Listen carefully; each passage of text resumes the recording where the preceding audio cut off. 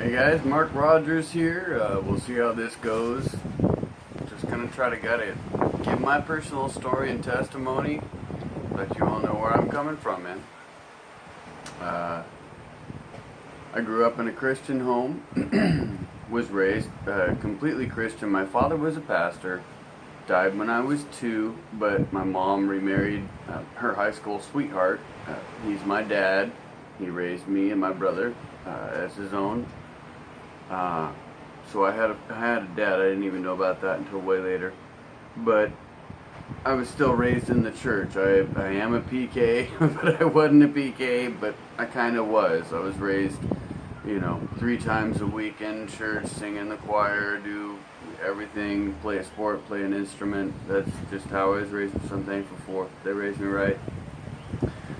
Was really, I did everything right my whole life. Was a good kid, 4.0 student. I was diagnosed ADHD, whatever they want to call it now, bipolar. When they come up with a new name every 3 years, it's the same drug masked under different names. But I was put on Ritalin in 4th grade. Methylphenidate.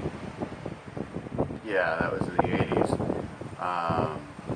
Hated it, hated all of it, but I still did everything right, man. Grew up straight, grew up strong, grew up in the church. Was part of the church clubs at school. Yes, I was a band geek, I was a choir geek, but I was raised right. I was raised to learn, and I had a 4.0 until I dropped out. Well, I got into things like, Art Bell, 1992, early high school, and just, made you really think everything over. Church wasn't working for me. My life was really crappy, and I just hated everything. I cried for the world. I cried for the lack of, any kind of justice. And this is just, as a kid, we're so cruel to each other. And I grew up with that, and I was part of that. Don't get me wrong, I'm not blameless. I'm not a saint. Nothing special. But grew up right, everything. I tried to commit suicide at 15. I was sick of everything. I gave up. I was halted in that attempt, and I'm thankful. And I ran away, and I fled into this little drainage ditch, and I just screamed to God. I was like, man, I know you're real, and I know I'm going to find you. Regardless of whatever it is, I want to know the truth. I want to find you. I will find you, God. And of course, I said it on my own terms. 15-year-old kid. Angry. Just at that age. But still, I wanted to know the truth, and I still wanted to find God. So after that, things really went downhill. Not downhill, I mean, it went great for me, but things went downhill. Family disintegrated. Ran away. Went with the Grateful Dead for a little while. Got into sex, drugs, and rock and roll lifestyle. All of that. Completely went that route. I was still seeking. Yes, I'm reading from notes here because I've got to make this brief. I will go into graphic detail on each of these topics, but I'll ramble for 2 hours on each subject unless I keep it brief. So here we go. Still seeking and learning. I was into everything. I mean, I remember when Neale Donald Walsch and the Conversations with God got out, the first book, and I mean, I was waiting for number 2 and wanting a signed copy, and just, I was so deep into all of the craziness. Blavatsky, Crowley. I was with a Harvard Krishna cult for a while, got into Buddhism. Again, the Neale Donald Walsch. I used to buy those books for other people. Totally part of the New Age. Got into astral projection, hypnotism, of course, listening to Art Bell every night. You know, we have the aliens and everything. I already knew that the moon landing was a hoax. I mean, that was BS the first time I looked into it. I mean, it's the first time I investigated it. It was complete crock. Getting into all the truth movement studies, everything like that, and then I really got out of the hippie traveling, which I learned a lot from. I'll get into that in more detail. But I really learned a lot on those adventures on how to survive and how to live, and also learned about Christ's teachings, which was completely outside of the Bible. So I settled down, and got a job, started paying taxes, and trying to live right, whatever you want to say.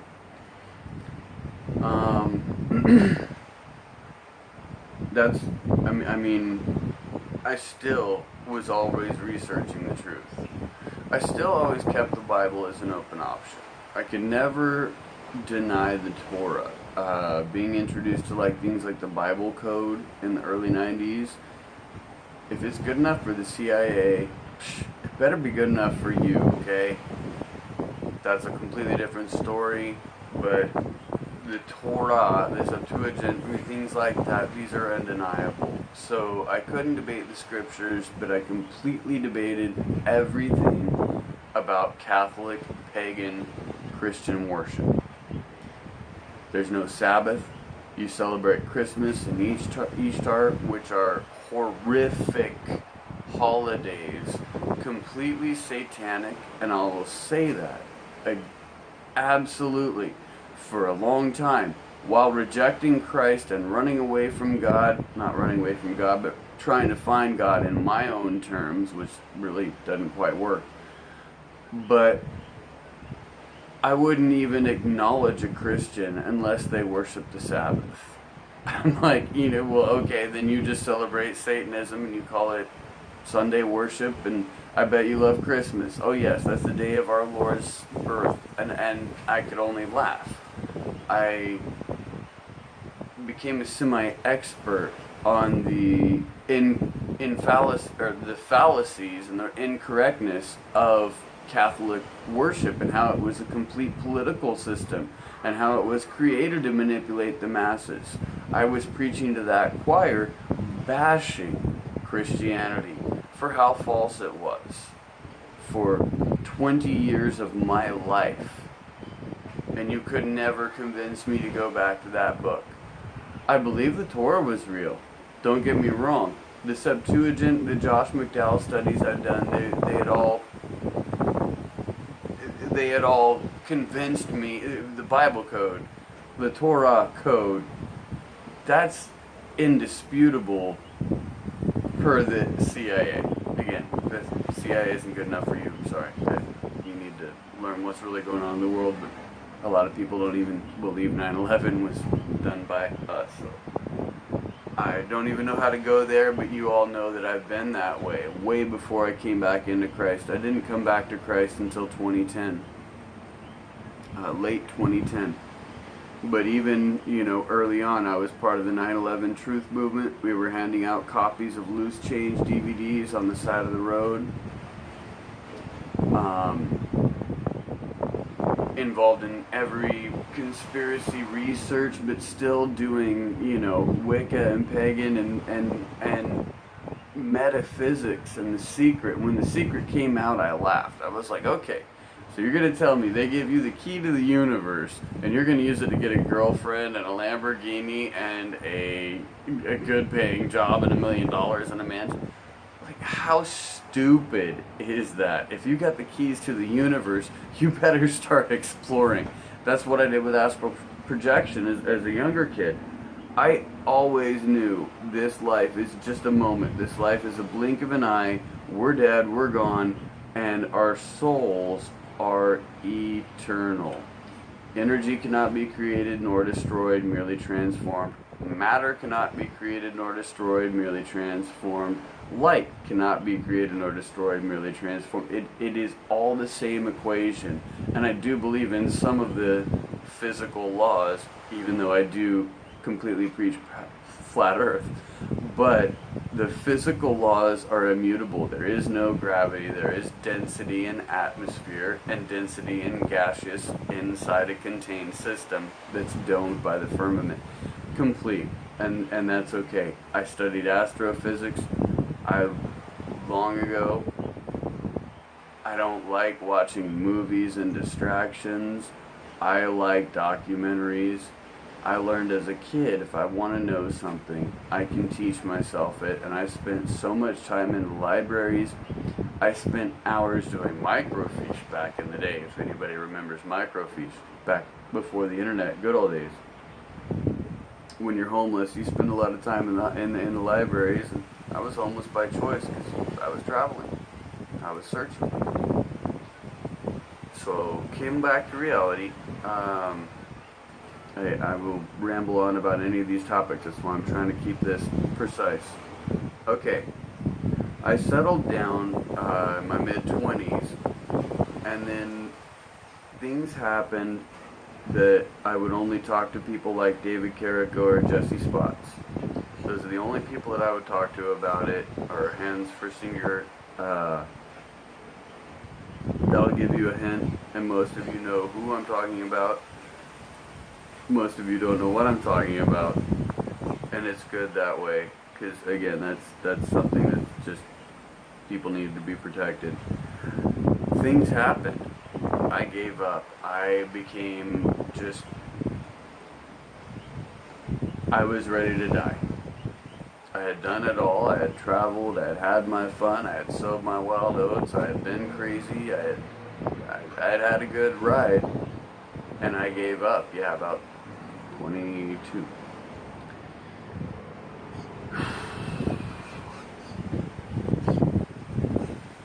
Just living to die, drinking, smoking, partying.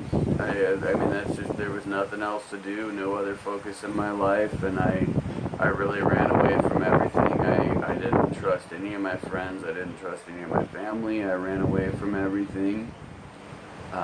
Bailed, moved cross country, did complete changes in my life, but still, I didn't have the right direction, and I didn't care. I really didn't care about looking for the truth anymore.